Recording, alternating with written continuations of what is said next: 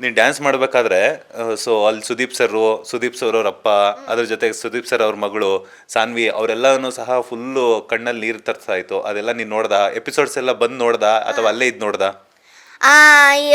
ನಮ್ಮ ಪರ್ಫಾರ್ಮೆನ್ಸ್ ಮುಗಿದ ತಕ್ಷಣ ಇಲ್ಲಿಗೆ ಬಂದು ನೋಡಿದ್ವಿ. ಅವಾಗೆಲ್ಲ ತೋರಿಸ್ತಿದ್ರು ಟಿ ವಿಲಿ. ಅವರು ಎಲ್ಲ ಅಳ್ತಿದ್ರು. ಫುಲ್ ಬೇಜಾರಾಗ್ತಿತ್ತು ನನಗೆ ಇಲ್ಲಿ. ಸುದೀಪ್ ಸರ್ಗೆ ಏನು ಹೇಳ್ತಿ ಈಗ? ಇವಾಗ ಮತ್ತೆ ಇದನ್ನು ಕೊಟ್ಟಿದ್ದಕ್ಕೆ ಟ್ಯಾಂಕ್ಸ್ ಹೇಳ್ತೀನಿ.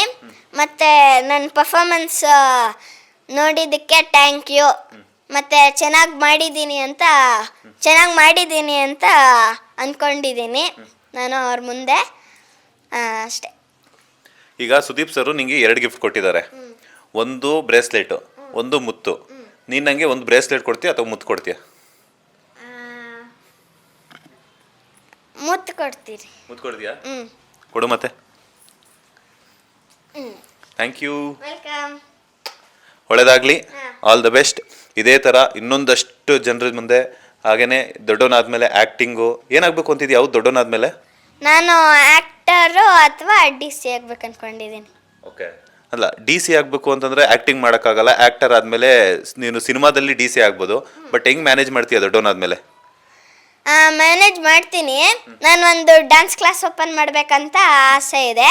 ಅಲ್ಲಿಗೆ ಒಂದು ಚೆನ್ನಾಗಿರೋ ಟ್ರೈನರ್ ಸಿಕ್ಬಿಟ್ಟು ನಾನಿಲ್ಲಿ DC ಕೆಲಸ ಮಾಡ್ತಿರ್ತೀನಿ. ಮತ್ತು ನಾನು ಯಾವಾಗಲಾದ್ರೂ ಫ್ರೀ ಆದಾಗ ಅಲ್ಲಿ ಹೋಗಿ ನೋಡ್ಕೊಂಡು ಬರ್ತಿರ್ತೀನಿ ಡ್ಯಾನ್ಸ್ ಕ್ಲಾಸ್ ಎಲ್ಲ. ಇಷ್ಟೊಂದು ಬುದ್ಧಿ ಉಪಯೋಗಿಸ್ತಿದೆಯಲ್ಲ ಈ ವಯಸ್ಸಿಗೆ. ಏನು ತಿಂತೀಯ ನೀನು ಬೆಳಗ್ಗೆ ಡೈಲಿ? ಬೆಳಗ್ಗೆ ತಿಂಡಿ ಏನಾದರೂ ಚಿತ್ರಾನ್ನ, ಪುಳಿಯೋಗರೆ, ಇಡ್ಲಿ, ದೋಸೆ ಆ ಥರ ಏನಾದ್ರು ಮಾಡಿರ್ತಾರಮ್ಮ, ಅದನ್ನು ತಿಂತಿರ್ತೀನಿ. ನಿನ್ನ ಫೇವ್ರೇಟ್ ಫುಡ್ ಯಾವುದು? ನನ್ನ ಫೇವ್ರೇಟ್ ಫುಡ್ಡು ಇಡ್ಲಿ ಮತ್ತು ದೋಸೆ ಮತ್ತು ಪೂರಿ.